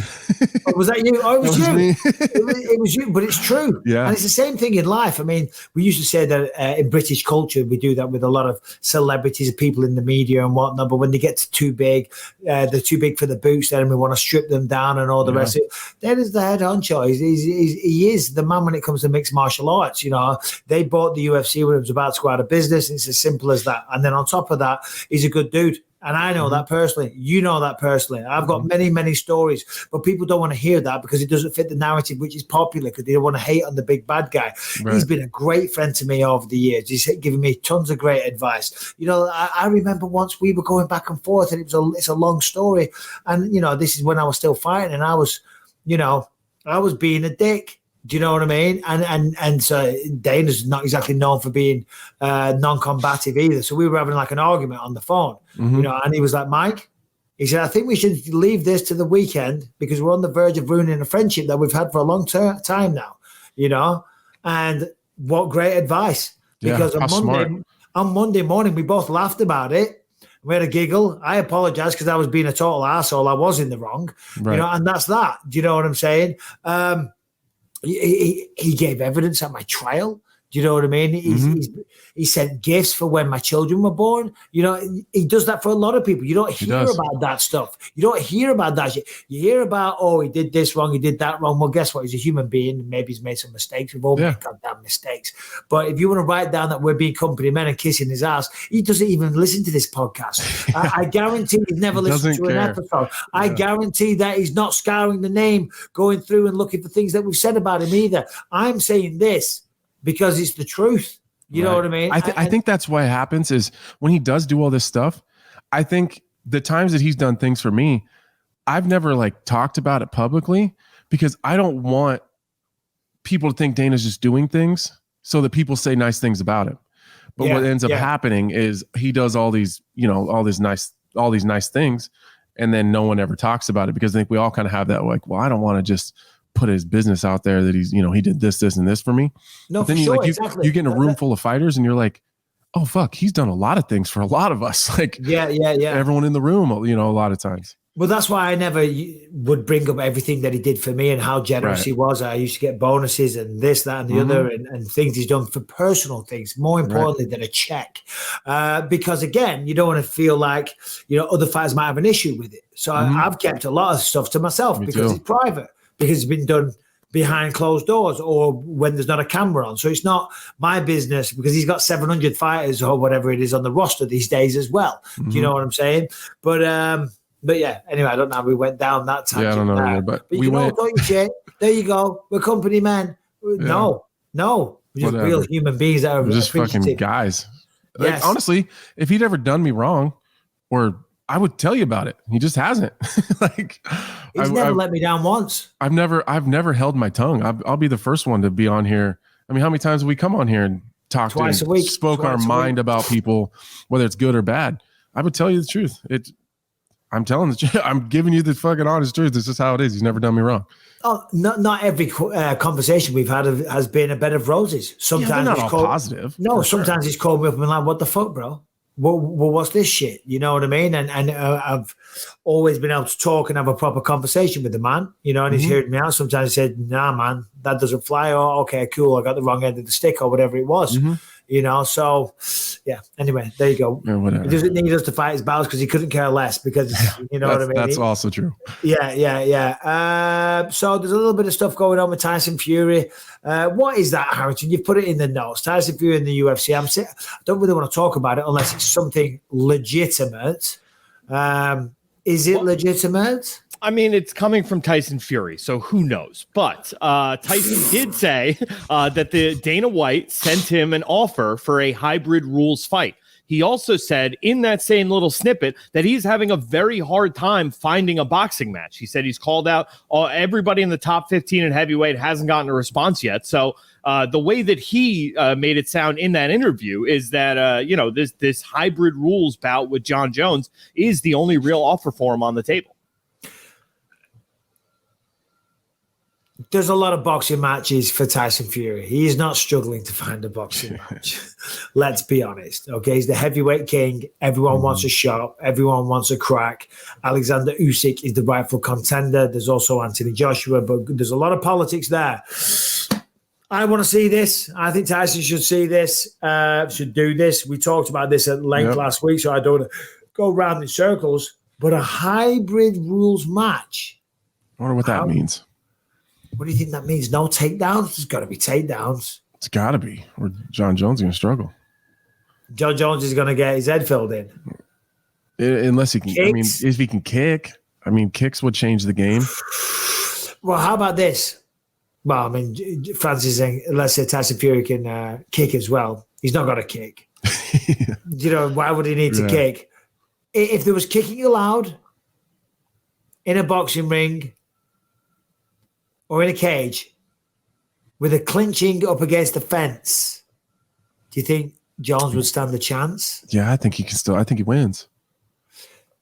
Just kicks alone, does he win? I said no. What's he going to do? Teep kick him? Yeah. He's going to do those oblique kicks? Yeah. No. I think just kicks alone, John wins. No man alive. There it is. Yeah, I can't do it every time. You think that if just with kicks alone, Johns could beat him? Yeah, I do. Wouldn't need a takedown. I don't think so, especially if he can clinch. But if it was just the kicks and he could clinch just to stop the boxing and then they separate him again, yeah, I think so, because he manages distance so well. And I think he manages distance with kicks as well as Tyson Fury does with his boxing. If he could clinch and knee him and elbow at him, that's easy. That's over. That's a wrap. Easy. Yeah, I still think with just kicks, I think he wins. Okay, today's episode of the podcast is sponsored by BetterHelp. And listen, I'm a big advocate of this company because they make access to better mental health way better, way easier, way more convenient. Look, everyone's talking about mental health these days, but a lot of people, they still feel like there's a stigma attached. They don't want to take that plunge. Maybe they're a little nervous. Maybe they're a little anxious to do it. Maybe they feel that it's just not for them. Let me tell you, it's for everybody. Speaking to somebody about your problems, regardless of what they are, will help. And that is what BetterHelp offers. Look, listen, if you're thinking, well, listen, first of all, if you've got a problem, regardless of what it is, maybe you've got a bad temper like I have. That definitely helped me. Maybe you have an addiction problem, anxiety, depression. Speak to somebody. Get the help required. And it's never been easier to do it through BetterHelp. If you want to give it a try, it's all done entirely online, designed to be convenient, flexible, and suited to your schedule. You just fill out a brief questionnaire to get matched with a licensed therapist, and you can switch therapists at any time for no additional charge. Listen, sometimes you might not vibe with the person. You might not gel with them. You can change really quick. You don't have to jump in your car, drive to the other side of town. You haven't got to pay for parking or none of that. You literally just go to the website, betterhelp.com/believe. You will get 10% off your first month and you will start to feel better. Okay. Speaking to somebody, it's a saying as old as man, a problem shared is a problem halved. So take charge of your mental health today. Okay. You will thank me for it. Okay, no one's ever regretted going and speaking to somebody, certainly a professional. So right now, become the best version of you, become more balanced, get better help. Visit betterhelp.com/believe today. Get 10% off your first month and good luck with everything. That is betterhelp, HELP.com/believe. Looking in the notes here, Harrington's got it. Daniel Cormier says that Henry Cejudo and Chito Vera are set to clash at UFC 292 in Boston. What's going on back there? And today I can hear sounds like you got a ghost. Yeah, it's the wind. It's storming here bad. Is it bad? It was pissing me down before, but the sun's out now. No, it's dark and wind is like these palm trees are blowing over. It's crazy. Last week in England here, the weather was amazing. And then yesterday and today, we're getting a taste of good old-fashioned English weather. Today we didn't know what to do. Oh, the car broke down on us as well. Oh, no. Well, I never said that when we went up the top of the hill. When we came back down to the car wouldn't start. It had all overheated. It was smoking everywhere when we pulled up. And I thought it'd be okay by the time we got back. Yeah, to cool off. Like a rental? No, a mate of mine. This is even worse. I got lent a car. Little Mick, shout out my dad's mate, Little Mick. Mm-hmm. He lent us a car big enough to drive 7 people around in. Now it's broken, but I didn't do anything. Do you know what I mean? I didn't. Mick, you're the man. Thanks for the car, but you sold me gay giraffes. Do you know what I mean? No, it's like I'm getting it fixed. My mate Blanky's a mechanic. He bought the piece, 36 quid, but he hopes that the piece, like a valve, blew out the engine. Yeah. And he said, I can fix that easy for you after work. So he's doing that probably as we speak right now. So shout out Blanky. But he said, the thing is, though, why did it blow that valve off? Do you know what I mean? Yeah. There's a reason. He said, if it's just putting the valve on, I can do that. But there might be a reason. And I said, right. I said, listen, I'll take care of it. I'll pay for it, whatever it costs. It's the least I can do to Mick for lending me the car. Mm-hmm. But I hope it fixes because I don't want to have to call the guy and be like, I know you lent me a car, but can't give you a car back because you gave me a car and I gave you no car. I'm on the plane. I'm back to America. Your car's broken down in Clitheroe, mate. Do you know what I mean? Yeah, that'd be no good. All right, let's do a few questions. Thursday, we have Jared Canoneer joining us as well after that stunning performance. And Michael Chandler said he's down to jump on as well. So we'll try and get Chandler for Thursday as well. I'll text him in just. That does sound windy there, man. I can hear that. It's being picked up in the microphone. Anyway, BYMPod, you know the drill. BYMPod@gmail.com. We like answering your questions. Hopefully, we've got some good ones today, Harrington. Sorry, Brian. Okay. If you're listening on iTunes, Spotify. Hold on. Do you think we'll ever get a seamless transition? Never. Do you think you'll ever click, like join as I'm talking, as I'm leading you into it? That's all I want. For 2023, all I want is a seamless transition at the end of that. Just one time. All right. If you're listening on iTunes, Spotify, wherever you find podcasts, make sure to subscribe. Leave us a 5-star rating, positive review. It really helps out on those platforms. If you're watching on YouTube, make sure to subscribe to the channel and you hit that notification bell to find out whenever a new video drops. And if you want to catch over 400 episodes you can't find anywhere else, completely ad-free and totally uncensored, head to gasdigital.com. Use the promo code BYM. Get yourself a 7-day free trial. Check out over 20 great shows on the network. All right. So today our first question here comes from Kiki. Kiki! Hey. Hey, Bisping, Anthony, Mike, and Harrington. This is Kiki with another video question. So I just finished watching the Vegas card with Jared Canoneer and Marvin Vittori, and I just have one question. Marvin is a great fighter. I love watching him. He's one of the cutest guys in the UFC, but that doesn't matter. But at a certain point, when are coaches going to start throwing in the towel more? Do you think that will ever be a thing in the UFC? I know not a lot of people like that idea, but I also don't like the fact that Marvin didn't have a shot at any point in that 5th round. Do you ever think coaches throwing in the towel will be normalized and accepted and not judged? Thank you, guys. I appreciate it. Have a great week. Well, thank you, Kiki. Good question. We have touched on this a bit before. Mm-hmm. Let me answer that question by throwing a question at you. Do you honestly think that Kiki has a point, not in general, with that one fight, that maybe they should have thrown the towel in? Not in general, but with this specific fight? Yeah, with this specific fight. No, because I still feel like Marvin had a chance. Yeah. I didn't like it. I didn't like watching it at a point because I like Marvin so much. But I mean, he was still. I still felt like, okay, if he can land one big one, if he could step this way and hit this big shot and counter a kick or something, I still felt like Marvin still had an opportunity. Yeah, totally agree. I mean, was it the first one was kind of, he started off well. Mm-hmm. Second one was a bad round. It was rough. Third one, did he win the third? I think some people had him winning the third. Yeah, so he made it competitive. So he fought his way back into it. Fourth was pretty tough. Yeah, fourth was a pretty tough one. And the fifth one, he lost the round, I think. Right. But he fought his way back in. He was still in it. You know, and as fighters, and again, I sound like a hypocrite because I always say corners should throw the towel in. Mm-hmm. And I think if they had thrown the towel in, then maybe I wouldn't have complained. Right. I think Marvin would have complained.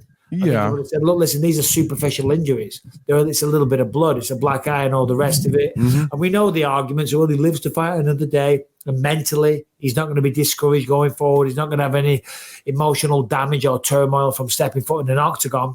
But you get to see the end of the fight. Right. And there is a little bit of a moral. There was a moral victory there. A moral victory there, which isn't important. It's not important. Might be to his mentality, though. Yeah. But we do say that. I would like to see corners throw in the towel more frequently. For sure. Me too. Absolutely. Brian? That is so loud. You're on mute as well, Brian. We don't hear you, bro. God damn it. All right. So question here we got today is from Chip from New Zealand. And Brian. Yes, sir. What I want you to do, have a think. We talked about Brian's conspiracy corner. I have something ready. We want to hear it, bro. We'll do it on the next one. No, we'll do it after this next. We'll do this question one more and then a quick conspiracy corner if Anthony's got time, unless you haven't got time. But let's have a listen to this guy right here. Well, let's have a listen. Hey, BYM, Chip from Christchurch here in New Zealand. My first question's for Bisping. I was just wondering, there was some talk a while back about Guy Ritchie making a film about Lee Murray. Those who don't know who Lee Murray is, I think he fought around the same time as you, didn't he, Mike, in Cage Rage. went on to fight in the UFC, but then after a fatal stabbing, he couldn't carry on his career. Put off the biggest bank heist well being in the UFC, well, the biggest bank heist of the UK anyway. It's in some prison in Morocco, and Groucho was talking about making a movie about him. Would you be keen, Mike, to be part of that movie, and being a bit of a ruffian yourself? And my last question is for you, Anthony. After seeing the John Jones fight, have you considered about going up in weight, Yeah. And fuck you, Aaron. So, Lightning Lee Murray, that movie would be incredible. And it's a Hollywood script waiting to happen. For those people that don't know about Lee Murray, he was kind of, a connected guy, shall we say, in London. We'll leave it at that. He was involved, allegedly, in one of the biggest heists of all time. He was stabbed up working on a door about 20 times. About a week later, he was back in the gym. The guy's, is one hell of a story. And Lee Is he Murray, still in prison? He's still in prison in Morocco. For how long? Yeah. I don't know. What did he get? What did he get put in jail in Morocco for? Well, it was for drugs, drug trafficking, I believe. Harrington, Right. you're going to have your finger up there with a little bit of information. So apparently the thing is he's like in jail indefinitely until he tells them where the money is. Yeah, that's wow. Can they do that? I don't know. It's Morocco. I mean, they can probably Morocco. They can do anything. Right? Yeah. You tell us where the money is. We speak Russian in Morocco now. He's like, hold on a minute. I'm in a Moroccan prison. What's Arman Tsarukyan doing at the guard? Yeah. I don't think they can do that. I don't. You wouldn't think so. You would think there's some law where it's like, it's not his. right. It's not even Morocco's money. No, it's not. Why the hell does Morocco care? I'm not an expert on it, but what did he say? What was the question though? Something about, would I like to be in that? Oh yeah, would you be a part of that movie? Oh, I would love to be a part of that movie. Yeah. You know what's an exciting movie that's getting made? Oh, and it's getting nothing to do with me, although I'm putting my case forward. The director of Den of Thieves that I just did, there was a press release recently. Christian Gudekas is the writer and director. He's a black belt in Brazilian Jiu-Jitsu. He's a black belt under Rickson Gracie, so he's a massive fan of mixed martial arts and Jiu-Jitsu in general. And they are doing a movie on Royce Gracie and winning UFC 1. And this guy is an incredible writer and director. Den of Thieves is a ridiculous film. Den of Thieves 2 is going to be just insane. And there was a press release recently that they're doing a movie about Royce Gracie and then winning UFC 1. That is going to be unbelievable. Yeah, and I'm talking to him, and I'm like, so like, the cast, who's it going to be? If only you knew some fighters that could fight and had some acting experience. And he's going, who could do you know any? And I'm like, bro, come on. And he's like, well, who could you be in UFC 1? I'm like, well, that's a fair point. Could it be Yaki Bono? No, I could be Gary Goodridge. Yeah, I said, well, I couldn't be Art Jimison with the one boxing glove. Gary Goodridge. No, who was in UFC 1? No, he wasn't on UFC 1. No. Art Jimison. I met him one time. Did you really? Yeah. Did you ever ask him why he wore one glove? I didn't. It's actually a great question, though. I didn't. We did a autograph signing one time together, and I remember walking in like, Art Jimison? And he was signing pictures. He signed one for me. I still got it. It's crazy. That's awesome. That's awesome. Yeah. So anyway, I can't. Super nice guy. One. What was your question, Anthony? Oh, after watching John Jones fight a heavyweight, would I move up? No way. No? Not yet. No, I mean there are heavyweights that size wise aren't that much bigger than me.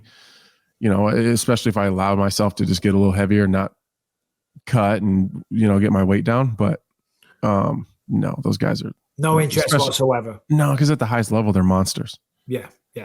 You're right. Yeah, top 5, they're like top 10 and down. Maybe I would hang with some of those guys just be able to compete because of skill. But those top guys at the top 5, they're monsters. They're huge.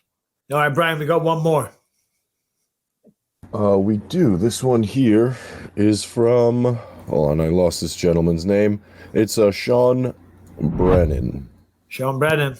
Hi guys, Bisping, legend, Anthony, great fighter. Harrington Bryan, geezers as well. Sean from Manchester asking a question, probably been asked it before. What is the best fight you've ever seen live? So actually in the arena, whether it be atmosphere, just actual fight, whatever, or even best knockout you've seen live as well. That's for everyone. Anthony, Bisping, Brian, Harrington. Love the pod. Stay safe, yeah. Bye. Thank you, Mr. Brennan. Yeah, we do get that one quite a lot. Let's have a little foreshot. You can remain for the quick conspiracy corner. Anything that springs to mind for you, Anthony? The one that springs to mind right now that I'm going to say, which is not the best fight I ever saw. Well, hold on a minute. I was going to say Dan Hooker versus Dustin Poirier, right? Because I called that one. That was mental. Dustin Poirier, Michael Chandler? No, Dustin Poirier, Justin Gagey. I was there for that one in Madison Square Garden. Oh, my God. Yeah, I was going to go Michael Chandler, Dustin Poirier is the one that stands out to me. That was also in Madison Square Garden, right? Yeah, that was a really good one. Arman Tsarukyan is still one of the best fights I've ever seen.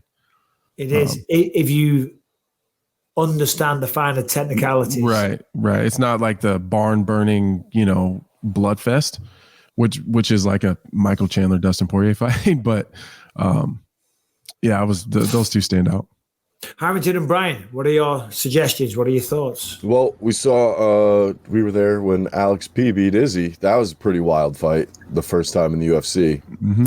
It was, but it wasn't like the best fight of the year in terms of, It's a great knockout. I don't get paid for events. Yeah. Yeah. When Leon knocked out Kamaru, it was probably one of the better knockouts just because of the atmosphere, but the fight itself wasn't crazy the whole time. For me, the one I always go back to is Miesha Tate versus Holly Holm, right? Miesha just getting her butt kicked for the better part of 5 rounds, and then the desperation takedown, the choke at the end, the career goal, getting the bantamweight title. I love that moment. Harrington just always with the diversity points. We like it. Well done. Good job, brother. Good job. Well done. No, you're right, though. We're going so heavily dominated. I saw a story today. We shouldn't really talk about this. I should show I'll send it through. I'll find it. We'll talk about it on the next show. Because you got to listen to this. A school teacher loses a crap at a kid who's 9. And the kid's teaching the teacher here because someone in the class identifies as a cat. Yeah, I've seen this. Someone in the class identifies as a cat, and the kid is like, no, maybe you need to go to a mental hospital. Maybe an asylum. You're not doing quite right. Because and then the teacher's coming in and said, no, you can't say that. That is so. And then she started rooting those comments in homophobia. It's got nothing to do with being homophobic. The guy's saying that you're not a cat. Yeah. You're not a cat. Hold on a minute. I know this is people are sick of these conversations now, but we're sick of reading it. Am I drinking milk from a saucer? I've got a movie quote for you. If the milk turns out to be sour, I ain't the kind of pussy to drink it. I don't know. What's that one? That sounds very Guy Ritchie. It's very Guy Ritchie. That's for sure the one-word one with Brad Pitt. Snatch? If the milk turns out to be sour, I ain't the kind of pussy to drink it. Anyway, Brian, Conspiracy Corner. Hit us with your best shot, baby. What have we got? Here's a little bit of a lighter one for you guys. So it turns out in 1971, notorious hussy Margaret Trudeau. Whoa. Notorious hussy. Oh, yeah. Way to label someone. No, 100%. You can look up her bios. She got around. She's a good-looking girl, though. This is what I'm saying. You know who else thought she was a good-looking girl? Fidel Castro. Fidel Castro thought she was a good-looking girl, too. So this is Justin Trudeau next to Fidel Castro and his father. Can you pick which one is which? Hold on a minute. Brian. Oh, this is a good one. This is a really good one. I wasn't expecting this. I was expecting a moon landing or something like that. No, come on, dude. Space is real. Hold on. So the top left, we've definitely got Justin Trudeau and Fidel Castro, right? Yes. I don't know who these other people below him are. Those are so everybody on the column on the left, that's Justin Trudeau. That's Justin Trudeau. With Fidel Castro in various stages of Castro's life. On the right is Justin Trudeau with his air quotes father. No. And what are you asking us? I'm not asking you. I'm telling you, Castro banged notorious hussy Margaret Trudeau in the 70s, and out popped, this dude. He's saying Justin Trudeau's dad is Fidel Castro. Absolutely. Who's Justin Trudeau's dad? The guy on the right. Fidel Castro. No. but does he have a father? His father was the PM of Canada as well, and they had a very close, friendly relationship with the Cubans at the time. Yeah, I mean, listen, I'm sorry. See, Brian, I'm going to say this. I don't feel like looking like somebody, having a similar skin tone, a similar hairstyle, same DNA, face configuration. Well, same DNA. I mean, well, but just because you look like him. Does that look like a picture of her cuddled up? Is that somebody she's being intimate with? That's Margaret Trudeau. That's the night they made the baby, right? This there. is Fidel Castro, that's Margaret Trudeau, and that's I Justin thought I was going to disagree with every one of father. Brian's conspiracy corners. I thought I was going to disagree with them all. You sold me. I mean, look, listen, as we're seeing more and more evidence, you can't drip feed us evidence, make it fool them and go, really? Well, what about this?